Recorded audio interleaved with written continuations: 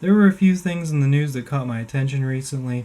The first being that a priest from EWTN spoke out against the Amazon Synod on live TV, and I will post a link to his full homily below. It's great to see more and more priests and even some bishops speaking out against the Amazon Synod and pagan worship. I want to share a series of tweets by Carol Zimmerman. She is a reporter for Catholic News Service. And in these tweets she posted about some sort of service in the Archdiocese of Washington. It was called a Season of Creation prayer service, but it didn't seem like it was really a Catholic prayer service.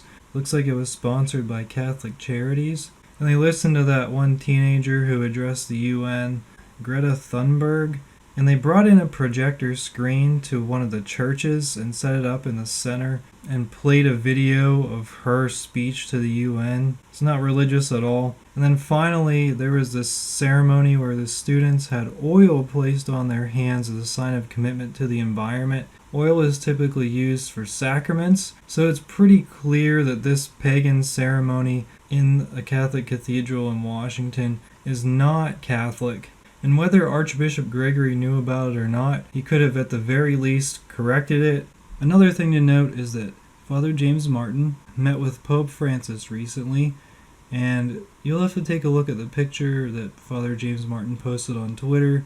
Both of them are smiling. I don't think Pope Francis was nearly as critical as Archbishop Chaput was of Father James Martin.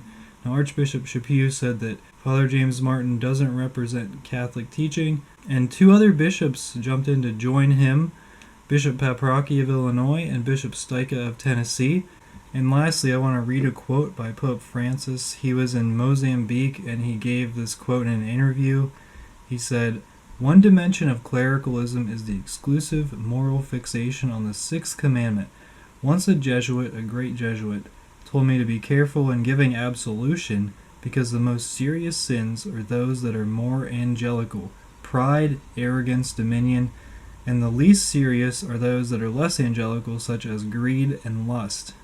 And in bonus news, a group of pagans performed a pagan ceremony in front of the Pope in the Vatican Gardens, in which the pagans bowed down to a wooden statue, which was a carved image of a pregnant woman. So I would just encourage you to draw your own conclusions, and you can find the links below.